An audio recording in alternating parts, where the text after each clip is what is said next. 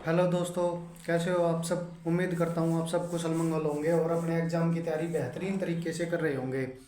तो आज हम बात करने वाले हैं एक बेहतरीन टॉपिक के बारे में, जो क्या है हरियाणा जीके से रिलेटेड है और हरियाणा जीके में बार बार एग्जाम में पूछा जाता है। और हम बात करने वाले हैं ऐसे महत्वपूर्ण क्वेश्चन जो कि बार बार एग्जाम में, प्रीवियस एग्जाम में आए हुए हैं। जो कि पिछले आपने देखा होगा कि हरियाणा के जो सीईटी के एग्जाम हुए थे, 56-57 ग्रुप हुआ था, हरियाणा का डी ग्रुप हुआ था, जो स्टाफ नर्स का हुआ था, एएलएम वालों का हुआ था।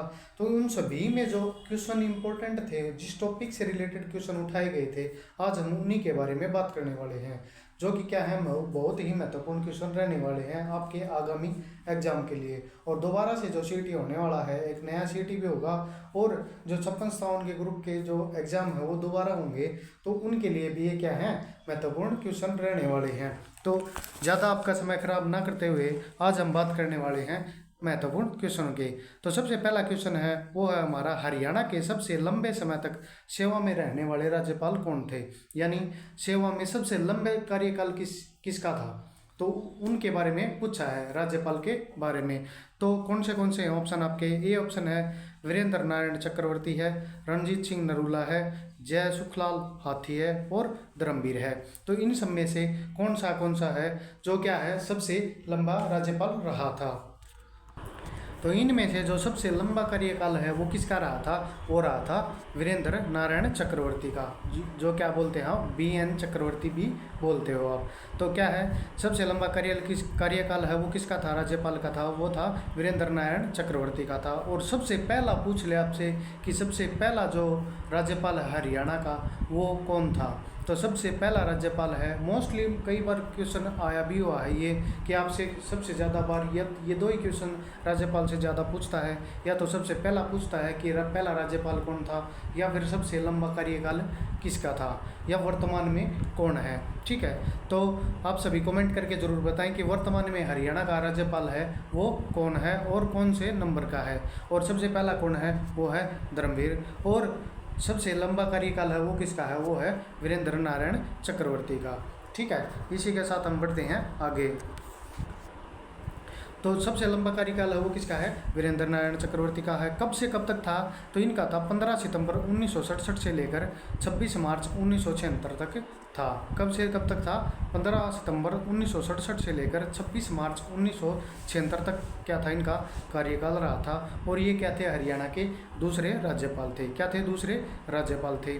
और कार्यकाल के दौरान ही इनका क्या हो गया था, निधन हो गया था। क्या हो गया था, निधन हो गया था। ठीक है, और 1952 से लेकर 1954 तक क्या थे, ये नीदरलैंड में भारत के जो राजदूत हैं, और यूनाइटेड किंगडम में, कनाडा में क्या रहे थे, ये उच्चायुक्त रहे थे। क्या रहे थे, उच्चायुक्त रहे थे। ये इनके बारे में एक्स्ट्रा डिटेल है जो कि क्या है आपके एग्जाम में पूछी जा सकती है। फिर है जो अपना नेक्स्ट क्वेश्चन आता है वो आता है कि किस व्यक्ति को, इसने यहाँ पे है, किस व्यक्ति को 1913 में पंजाब उच्च न्यायालय के पहला भारतीय मुख्य न्यायाधीश के रूप में नियुक्त किया गया था। यानी जो पंजाब उच्च न्यायालय था हमारा, ठीक है, पहले आप सभी को पता होगा कि जो पंजाब उच्च न्यायालय है, पहले हाई कोर्ट था, पंजाब हाई कोर्ट, वो कहाँ था, तो वो था अपना कहाँ था, लाहौर में था। बाद में कहाँ किया गया था, वो शिमला शिफ्ट कर दिया गया था। उसके बाद क्या किया गया था, वो चंडीगढ़ में शिफ्ट कर दिया गया था। ठीक है, तो क्या है कि 1913 में जब पंजाब हाई कोर्ट था, उसमें जो मुख्य न्यायाधीश था, ठीक है, चीफ जस्टिस से, वो क्या है, कौन थे और किसको नियुक्त किया गया था। अब ये महत्वपूर्ण क्वेश्चन क्यों बनता है, क्योंकि जो पहले जो मुख्य न्यायाधीश थे, जो पहला भारतीय न्यायाधीश था, वो कौन था और कहाँ से था वो। ठीक है, तो वो कौन था, कौन से ऑप्शन आपके, सर सादीलाल है, डॉक्टर स्वरूप सिंह है, चौधरी बंसीलाल है और सर छोटू राम है। तो इनमें से यदि आप थोड़ा बहुत भी दिमाग लगाओ तो एक ऑप्शन तो आपका वैसे ही कट गया, क्योंकि चौधरी बंसीलाल का जन्म है वो कब हुआ था, वो हमारे 1947 के बाद हुआ था। ठीक है, और हरियाणा के क्या बने थे, वो सबसे युवा मुख्यमंत्री बने थे। ठीक है, फिर क्या है, कौन से ऑप्शन बचते हैं आपके, सर सादीलाल हो गया, डॉक्टर स्वरूप सिंह हो गया और सर छोटू राम हो गया। ठीक है, तो इसका ऑप्शन है, जो इसका आंसर है वो कौन सा है, वो आता है सर सादीलाल। कौन सा आता है, सर सादीलाल। अब इनके बारे में जानते हैं। सर सादीलाल क्या है, सर सादीलाल भारत के किसी भी उच्च न्यायालय के मुख्य न्यायाधीश बनने वाले पहले भारतीय थे। यानी कोई भी हाई कोर्ट है ना, उसमें जो सबसे पहले जज बने थे ना, मुख्य न्यायाधीश बने थे, वो कौन थे, सर सादीलाल थे। इनका जन्म कहाँ हुआ था, इनका जन्म हुआ था रेवाड़ी में, जो वर्तमान में रेवाड़ी है वहाँ पे हुआ था। ठीक है। और पंजाब प्रांत है, उस समय क्या थे, पंजाब का हिस्सा हुआ करते थे हम, कहाँ पे, जब 1966 से पहले हम किसका हिस्सा थे, पंजाब का हिस्सा थे। ठीक है। तो उस समय का पंजाब प्रांत और वर्तमान का क्या था, हरियाणा था। ठीक है। ये 1909 में, 1912 में और 1913 में क्या था, पंजाब विधान परिषद के लिए चुने गए थे। किसके लिए चुने गए थे, पंजाब विधान परिषद के लिए। इन्हें 1919 में क्या है, लाहौर उच्च न्यायालय का क्या है, न्यायाधीश नियुक्त किया गया था, और 20 में इन्हें क्या है, मुख्य न्यायाधीश के रूप में पदोन्नति किया गया था, यानी इनका प्रमोशन कर दिया गया था। फिर क्या है, 1934 तक क्या थे, ये इस पद पर रहे थे, किसके पद पर, मुख्य न्यायाधीश के पद पर रहे थे। और वर्ष 1900 क्या है, 21 में इन्हें नाइट की उपाधि दी गई थी। किसके द्वारा दी गई थी, ये ब्रिटिशर्स के द्वारा दी गई थी, यानी जो ब्रिटेन से आए हुए थे, ठीक है, ब्रिटिश का राज था, तो उनके द्वारा क्या गई थी, इन्हें नाइट की उपाधि दी गई थी। ठीक है। इसी के साथ बढ़ते हैं हम नेक्स्ट क्वेश्चन की ओर। और यदि आपको क्लास अच्छी लग रही है तो आप लाइक करें, कमेंट करें, और जिस भी टॉपिक के बारे में आपको चाहिए, हम हरियाणा जीके से रिलेटेड हो, इंडियन जीके से रिलेटेड हो, आप हमें कोई भी टॉपिक बता सकते हैं, उसके ऊपर आपको क्लास हम प्रोवाइड करवाने की कोशिश करेंगे। ठीक है। इसी के साथ बढ़ते हैं हम हमारे नेक्स्ट क्वेश्चन की ओर। अब हाल ही में क्या है, हरियाणा के झज्जर जिले में, जो हरियाणा का क्या है, एक झज्जर जिला है। ठीक है। तो झज्जर जिले में जहानारा बाग स्टेडियम का नाम बदलकर क्या कर दिया गया है। अब क्या है, स्टेडियम का नाम क्या था, जहानारा बाग स्टेडियम। ठीक है। उसका नाम बदलकर क्या कर दिया गया है, तो कौन से ऑप्शन है, Hemchandra Vikramaditya stadium, Narendra Modi stadium, Maharshi Dayanand Saraswati stadium और राव तुलाराम स्टेडियम। तो इनमें से ऑप्शन है वो कौन सा है, वो आपका ऑप्शन नंबर सी। ठीक है। कौन सा है, महर्षि दयानंद सरस्वती स्टेडियम क्या कर दिया गया है, इसका नाम कर दिया गया है। किसका, हरियाणा जिले के, जो झज्जर जिले में है ना, वो हरियाणा के झज्जर जिले में जहानारा बाग स्टेडियम है, उसका नाम बदलकर क्या कर दिया गया है, महर्षि दयानंद सरस्वती स्टेडियम कर दिया गया है। इसके बारे में क्या है और इम्पोर्टेंट जानकारी क्या है, तो ये क्या है, इस स्टेडियम में, नेक्स्ट क्वेश्चन आपका, निम्नलिखित में से कौन सा हरियाणा के प्रसिद्ध सूरजकुंड इंटरनेशनल क्राफ्ट मेला। अब आप सभी को पता होगा कि सूरजकुंड मेला है वो कहाँ लगता है, हरियाणा में। तो आप सभी कमेंट करके ज़रूर बताएं कि हरियाणा में जो सूरजकुंड मेला है वो कब और कहाँ लगता है। ठीक है। तो जो इंटरनेशनल क्राफ्ट मेला है, हस्तशिल्प मेला बोलते हैं, ठीक है, उसमें जो 2022 का जो केंद्रीय राज्य है, ठीक है, जो थीम स्टेट है वो कौन सा था। ठीक है। तो वो कौन सा था, वो था जम्मू कश्मीर। कौन सा था, जम्मू कश्मीर था। ये कब तक चला था, तो ये 2022 में जो अंतर्राष्ट्रीय क्राफ्ट मेला लगा था वो 19 मार्च से लेकर 4 अप्रैल 2022 तक चला था। इस मेले का कौन सा संस्करण था, वो 35वां संस्करण था। कौन सा था, 35वां संस्करण था। ठीक है।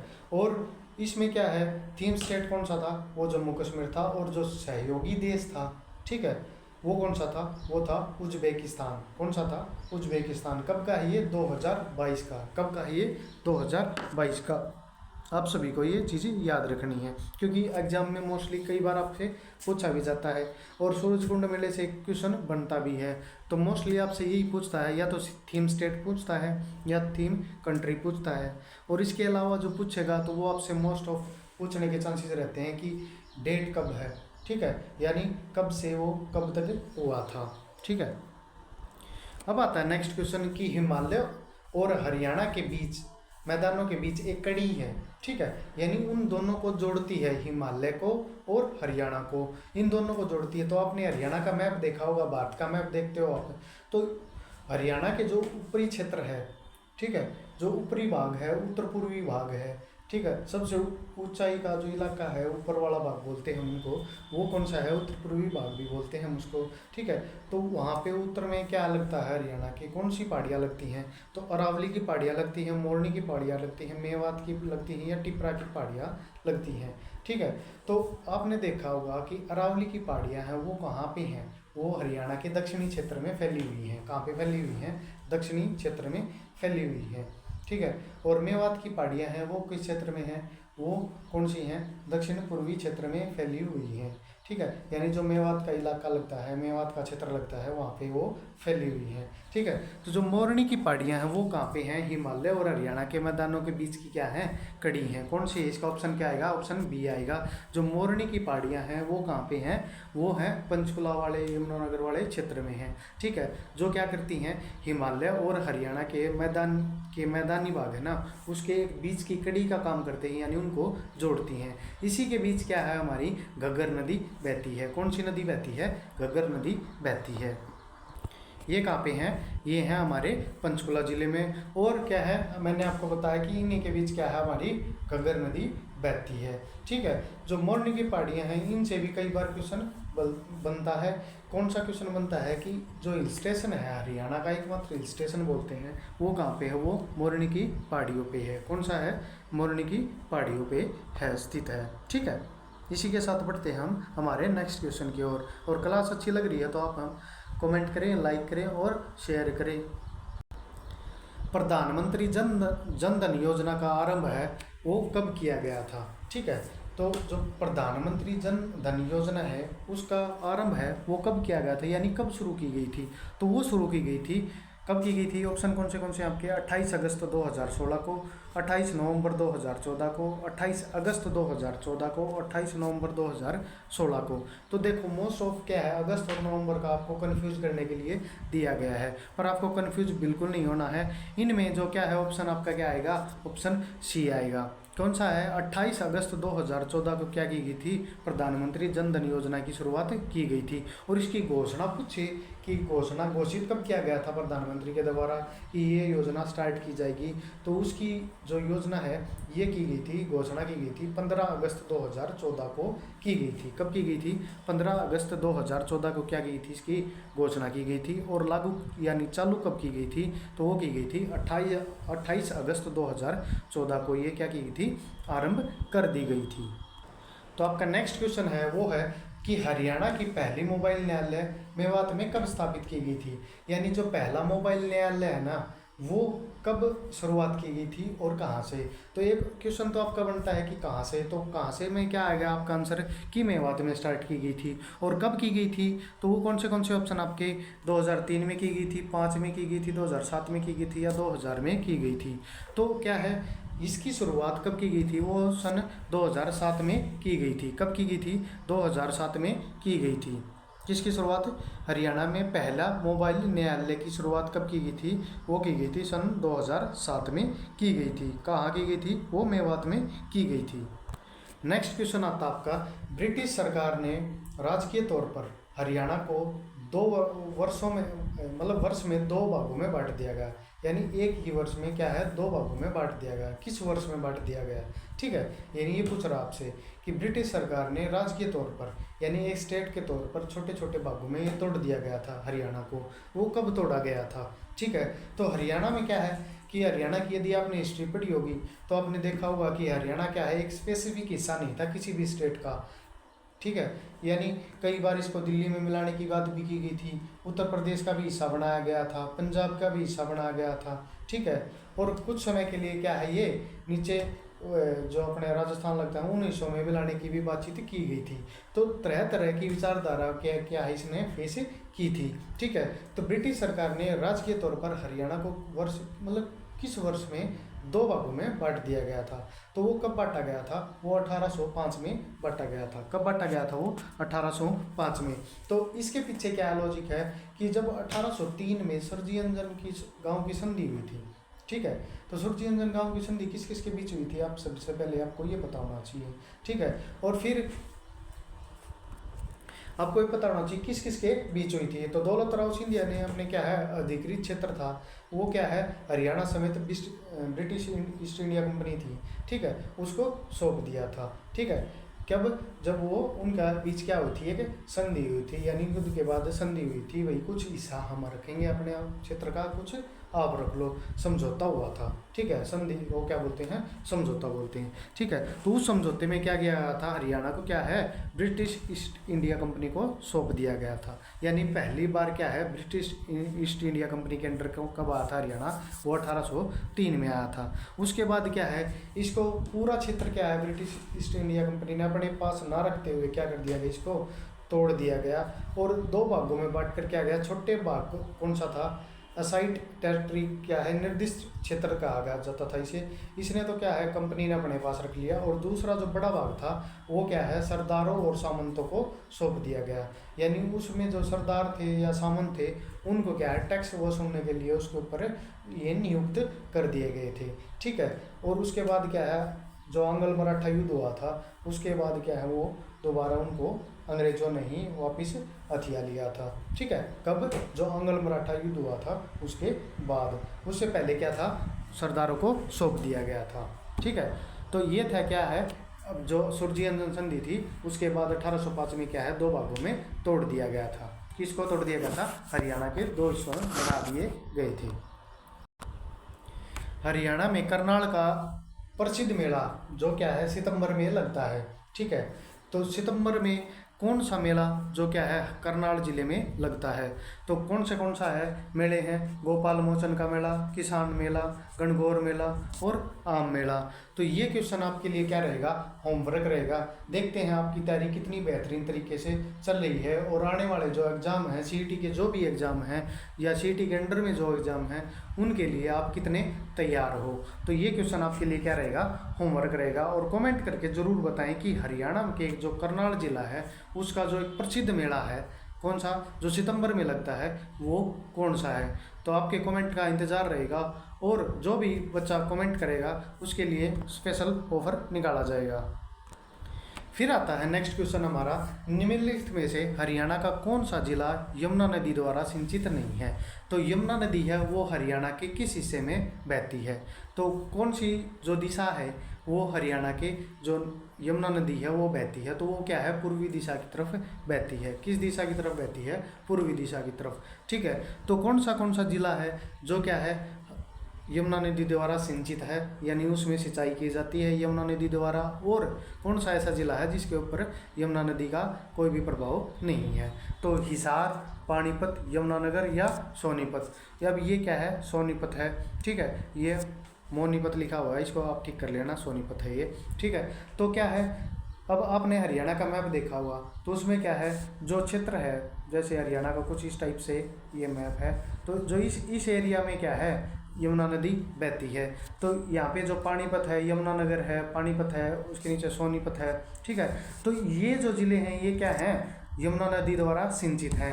और हिसार क्षेत्र पड़ता है यहाँ पे, तो क्या है, ये क्षेत्र क्या सिंचित होगा, नहीं होगा। तो इसलिए जो आपका राइट आंसर होगा वो कौन सा होगा, वो होगा हिसार। कौन सा होगा, हिसार जिला। ठीक है, जो क्या है, यमुना नदी द्वारा सिंचित नहीं है। क्या है, यमुना नदी द्वारा सिंचित नहीं है। कौन सा जिला, वो है हिसार। इन ऑप्शन में से यदि कोई और ऑप्शन आपसे चेंज कर दिए जाएँ तो वो आंसर क्या होगा, उन ऑप्शन के हिसाब से आपको दिया जाएगा। ठीक है, इसी के साथ बढ़ते हैं हमारे नेक्स्ट क्वेश्चन की ओर।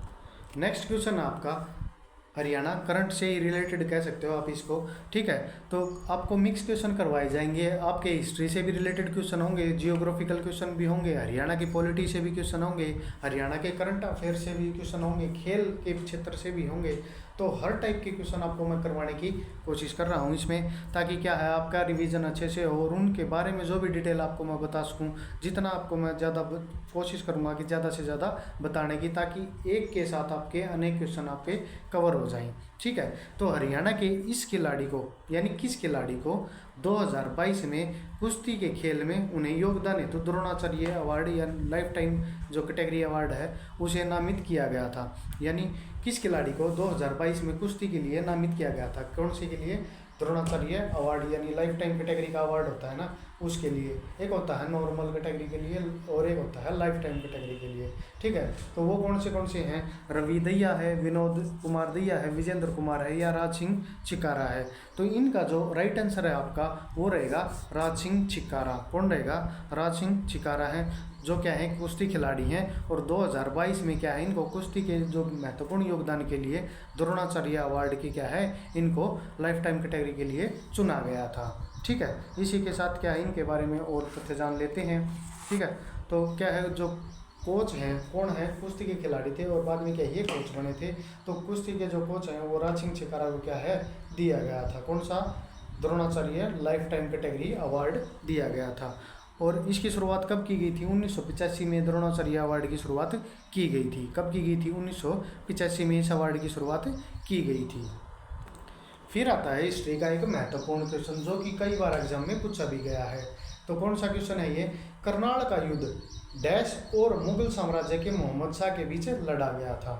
जो करनाल के युद्ध हुए थे, ठीक है, तराइन का युद्ध था, करनाल का था, ठीक है, और पानीपत के युद्ध। ये क्या है? मोस्ट ऑफ इम्पोर्टेंट क्वेश्चन है जो कि एग्जाम में 100% श्योरिटी रहती है कि मोस्टली पूछा जाएगा। एक ना एक क्वेश्चन इन युद्धों से आना ही आना है। तो क्या है? करनाल का युद्ध किस किस के बीच में लड़ा गया था? तो मुगल साम्राज्य के जो मोहम्मद शाह एक तो ये हो गई, दूसरा कौन है? लॉर्ड वार्निंग है, सदाशिवराव भाऊ है, नादिर शाह है और सिराजुद्दौला है। ठीक है, तो ये जो लड़ा गया था वो किसके बीच लड़ा गया था? नादिर शाह और मोहम्मद शाह के बीच लड़ा गया था। किसके बीच लड़ा गया था? नादिर शाह और मोहम्मद शाह के बीच लड़ा गया था। अब आपको पता होगा जो मुगल शासक था कौन? मोहम्मद शाह रंगीला था। ठीक है, वो 1719 से लेकर 1748 तक का उसका क्या था? शासनकाल था। कब था? 1719 से लेकर 1748 तक का क्या था? उसमें शासनकाल था। और फारस के शासक जो नादिर शाह था, ठीक है, 1739 में क्या है भारत पर आक्रमण किया और 24 फरवरी 1739 को क्या है नादिर शाह और मोहम्मद शाह के बीच क्या हुआ? युद्ध हुआ था और नादिर शाह की जीत हुई थी। ठीक है, इस युद्ध में क्या है रेवाड़ी के साथ जो शासक हैं राव बालकिशन मुगल की सेना की तरफ से लड़ते हुए क्या हुए थे?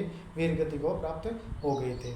ठीक है, तो रेवाड़ी का शासक कौन था इसमें जो क्या था मुगल सेना की तरफ से क्या है नेतृत्व कर रहा था? वो कौन था? राव बालकिशन। ठीक है, तो आपसे ये पूछ सकता है कि जो नादिर शाह के साथ युद्ध हुआ था उसमें रेवाड़ी की तरफ से यानी रेवाड़ी का कौन सा ऐसा शासक था जो क्या है मुगल सेना की तरफ से उसने क्या किया था? नेतृत्व किया था। तो वो कौन था? राव बालकिशन था। कौन था? राव बालकिशन था। ठीक है, अब नेक्स्ट क्वेश्चन है पेहोवा मेला जो हरियाणा के किस जिले में लगता है? ठीक है, अब पेहोवा कहाँ है हरियाणा में? तो पेहोवा है वो हरियाणा के कुरुक्षेत्र जिले में पड़ता है। कहाँ पे है ये? हरियाणा के जो कुरुक्षेत्र जिला है, ठीक है, जो धर्मनगरी बोलते हैं हम किसको? कुरुक्षेत्र को क्या बोलते हैं हम? धर्मनगरी बोलते हैं। जो महाभारत का युद्ध है उससे संबंधित है, महाभारत के जो कैरेक्टर हैं उससे संबंधित है, जो सबसे महत्वपूर्ण नगरी मानी जाती है हरियाणा में, पवित्र नगरी भी मानी जाती है। ठीक है, तो उस नगरी में क्या है पेहोवा का मेला लगता है। तो हरियाणा के किस जिले में लगता है? वो कुरुक्षेत्र में लगता है। तो मैं ये मान के चलता हूँ कि आपको इस प्रकार के जो लड्डू क्वेश्चन हैं इनका आपको पता होगा। ठीक है, क्योंकि इस प्रकार के ही क्वेश्चन आपको क्या है कंफ्यूज करने के लिए मोस्टली पूछे जाते हैं। आपको कुरुक्षेत्र भी दे सकता है पर क्या है पेहोवा का मेला आपको दे दिया गया है। किस लिए? कि किस क्षेत्र में पूछने के लिए कि किस जिले में लगता है, तो आप क्या बताओगे? कुरुक्षेत्र जिले में लगता है। और ये पूछ ले आपसे कि कब लगता है। ठीक है, ये भी पूछ सकता है आपको कब लगता है ये मेला, तो कब बताओगे आप? तो आप बताओगे मार्च महीने में लगता है। कब लगता है ये? मार्च महीने में लगता है। नेक्स्ट क्वेश्चन आपका कि हरियाणा में उत्कृष्ट खिलाड़ियों हेतु यानी जो खिलाड़ी अच्छा परफॉर्मेंस करते हैं, अच्छा खेलते हैं, उनको बढ़ावा देने के लिए या उनका सम्मान करने के लिए, ठीक है, हरियाणा सरकार की ओर से जो सर्वोच्च पुरस्कार यानी जो सबसे ऊंचा पुरस्कार है खेल क्षेत्र में, ठीक है, यानी सर्वोच्च पुरस्कार माना जाता है खेल क्षेत्र में, वो कौन सा है? ठीक है, यानी खेल के क्षेत्र में हरियाणा के जो खिलाड़ियों को सम्मानित करने के लिए जो अवार्ड दिया जाता है वो कौन सा है? तो वो कौन सा है? भीम अवार्ड है, रानी लक्ष्मीबाई अवार्ड है, या गुरु वशिष्ठ अवार्ड है, महाराणा प्रताप अवार्ड है, तो इनमें से कौन सा ऐसा अवार्ड है जो कि हरियाणा के खिलाड़ियों को दिया जाता है? तो कौन सा अवार्ड है? वो है भीम अवार्ड। ठीक है, कौन सा अवार्ड है? ये भीम अवार्ड है, जो क्या है, जो खिलाड़ी उत्कृष्ट प्रदर्शन करते हैं, ठीक है, उनको दिया जाता है। अब भीम अवार्ड के जो फायदे हैं, ठीक है, उनको क्या क्या दिया जाता है? तो भीम अवार्ड में जो राशि दी जाती है वो कितनी राशि दी जाती है? 5 लाख रुपए की राशि दी जाती है, नगद राशि दी जाती है। कितने रुपए की? 5 लाख रुपए की राशि दी जाती है। और इसी के साथ क्या है, 5,000 रुपये पर मंथ उनको दिए जाते हैं। किसको? खिलाड़ी को, जिसको क्या है, भीम पुरस्कार दिया गया है। इसी के साथ क्या है कि आपसे ये पूछ ले कि इसकी शुरुआत कब की गई थी भीम अवार्ड की? तो भीम अवार्ड की शुरुआत है वो 2001 में की गई थी। कब की गई थी? सन 2001 में क्या की थी? भीम अवार्ड की शुरुआत की गई थी। फिर इसको देने वाला कौन है? कौन से विभाग द्वारा दिया जाता है? तो हरियाणा के जो खेल विभाग है उसके द्वारा दिया जाता है। जो हरियाणा की युवा और खेल मामले का जो विभाग है ना, उसके द्वारा ये दिया जाता है। तो सबसे पहली एथलीट थी जिसको क्या है, ये भीम अवार्ड दिया गया था, वो किसको दिया गया था? जो सबसे पहली एथलीट थी तो वो थी गीता जुत्सी थी, जो कि हरियाणा से संबंधित है। किससे? हरियाणा राज्य से संबंधित है। गीता जुत्सी को क्या है, सबसे पहला अवार्ड दिया गया था। और कैसे दिया जाता है ये? जो पिछले 4 वर्ष में जो उसने उत्कृष्ट प्रदर्शन किया है अपने खेल के क्षेत्र में, उसका मद्देनजर रखते हुए उसको क्या है, उसके आधार पे ये क्या है, दिया जाता है। क्या अनुसार दिया जाता है? भीम अवार्ड दिया जाता है। अब नेक्स्ट क्वेश्चन है, मार्च 2023 में हरियाणा प्रदेश में, ये गलती हुई है, मिस्टेक है, प्रदेश लिख सकते हो आप इसको, ठीक है, हरियाणा प्रदेश में 100% डैश प्राप्त करने वाला राज्य बना है। अब क्या प्राप्त करने वाला बना है?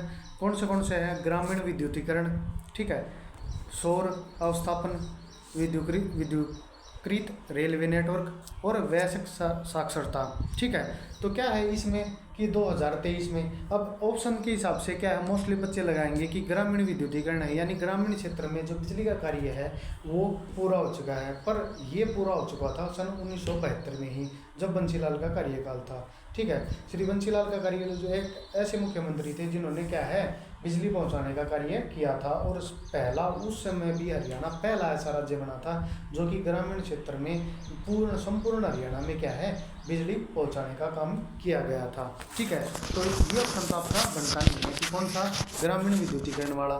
ठीक है, इसके बाद बचता आपका वैश्विक साक्षरता, ये भी नहीं है। विद्युतीकृत रेलवे नेटवर्क है वो कब, मार्च 2023 में क्या है, पूरा कार्य कर दिया गया है, जो कि पूरे हरियाणा में जो रेलवे नेटवर्क है उसका क्या है, विद्युतीकरण कर दिया गया है। यानी जो बिजली की तारें हैं वो बिछाई, जो बिजली का कार्य है वो कंप्लीट कर दिया गया है। ठीक है, तो कौन सा क्या बना है, ये पहला ऐसा राज्य बना है जो कि किसमें क्या है, जो पूरा स्टेट क्या है, एक बिजली के ऊपर, मतलब जो ट्रेनें हैं वो विद्युतीकरण कर दी गई हैं, जो पटरियों के ऊपर जो लगाई जाती हैं बिजली की वायरें, ठीक है, उनका कार्य कंप्लीट हो गया है। ठीक है, फिर आता है नेक्स्ट क्वेश्चन हमारा कि ये बुढ़िया नहीं है, ये है बुढ़िया। बुढ़िया का एक प्रसिद्ध स्मारक है जो शाहजहाँ द्वारा हरियाणा के अम्बाला जिले में बनवाया गया था। कहाँ पे बनवाया गया था? अम्बाला जिले में बनवाया गया था। ठीक है, तो वो कौन सा स्मारक है? ठीक है, तो बुढ़िया का आपने सुना भी होगा, बुढ़िया का रंग महल, ठीक है, वो कहाँ पे है? वो वर्तमान में यमुनानगर में है। और उस समय कहाँ था वो अम्बाला क्षेत्र के अधीन आता था। ठीक है, तो इसलिए क्या आएगा इसका आंसर, बुढ़िया का रंग महल आएगा। क्या आएगा? बुढ़िया का रंग महल है। वो किसके द्वारा बनवाया गया था? वो बीरबल के द्वारा बनवाया गया था। ठीक है, और शाहजहाँ के द्वारा क्या गया था, उसका दोबारा पुनर्निर्माण करवाया गया। इसमें क्या है कि इस महल में कहीं भी लकड़ी का प्रयोग नहीं किया गया है। और मुगल काल में यह क्या था, कि संस्कृत विद्यालय भी होता था। क्या होता था? संस्कृत विद्यालय भी होता था। ठीक है, तो इसके जो महत्वपूर्ण जो तथ्य हैं वो मैं आपको बताने की कोशिश कर रहा हूँ, ताकि इनसे रिलेटेड कोई भी क्वेश्चन बने आपसे तो आप उनको आसानी से कर पाओ। ठीक है, और आपके एग्जाम में जो क्वेश्चन आए आप उनको आसानी से करके अपना जो करियर है उसको सेट कर पाओ। नेक्स्ट क्वेश्चन आपका, हरियाणा के रेलवे धरोहर संग्रहालय, ठीक है, जो हरियाणा के जो रेवाड़ी में है, रेवाड़ी डिस्ट्रिक्ट में क्या है, रेलवे धरोहर संग्रहालय बनाया गया है, यानी रेलवे का जो म्यूजियम बनाया गया है एक, ठीक है। वहाँ पे क्या है, रेलवे से संबंधित जो महत्वपूर्ण चीज़ें हैं वो रखी गई हैं, जो कि पुरानी चीज़ें हैं और काफ़ी क्या है, महत्वपूर्ण है, ठीक है। वो विश्व की सबसे पुरानी आज भी जो चालू स्टीम लोकोमोटिव है, एक इंजन है, ठीक है। एक इंजन का नाम है जो स्टीम लोकोमोटिव है, जो स्टीम भाप से चलता है, उसका नाम क्या है, ठीक है। उस लोकोमोटिव का नाम क्या है जो स्टीम से चलता है, यानी भाप से चलने वाला इंजन है और वो आज भी चालू है, ठीक है। तो उसका नाम क्या है, तो कौन सा क्या नाम उसका, हिमालय क्वीन नाम है, फेरी है, आयरन लेडी है, शिमला काल का एक्सप्रेस है। तो इनमें क्या है, जो नाम है उसका वो क्या है, फेरी क्वीन है। कौन सा है, फेरी क्वीन है, जो क्या है आज भी चालू स्टीम लोकोमोटिव है और सबसे पुराना है, ठीक है। और कहाँ पे रखा गया है ये, तो ये रेवाड़ी का जो म्यूजियम है, रेलवे धरोहर संग्रहालय, उसमें रखा गया है और विश्व की क्या है, सबसे पुरानी चीज़ों में आज भी वो चालू है। नेक्स्ट क्वेश्चन आपका कि नबछोर, ठीक है, हरियाणा के डैश जिले में प्रकाशित होने वाला अग्रणीय संध्या समाचार पत्र है, यानी ये एक समाचार पत्र का नाम है, ठीक है। और इसका नाम क्या है, नबछोर है, ठीक है। तो ये किस जिले में प्रकाशित होता है, यानी कहाँ से इसका प्रकाशन किया जाता है, यानी छपाई की जाती है या संचालन किया जाता है, कौन से जिले में, पलवल में किया जाता है, हिसार में किया जाता है, सोनीपत में या रोहतक में। तो इसका जो आंसर आएगा वो क्या आएगा, वो आएगा हिसार जिले में। कहाँ पे आएगा, हिसार जिले में, जो क्या है कि संध्या समाचार पत्र है और कहाँ से किया जाता है, ये हिसार जिले से क्या है, प्रकाशित किया जाता है। नाम क्या है इसका, नबछोर, क्या है, नबछोर। आप सभी को यदि क्लास अच्छी लगी हो तो आप लाइक करें, कमेंट करें, शेयर करें हमारे गोल्डन नंबर 1 क्लासेस को। और किसी भी टॉपिक से आपको क्लास चाहिए है तो आप हमें कमेंट करके ज़रूर बताएं, हम आपको वो क्लास उपलब्ध करवाने की पूरी कोशिश करेंगे।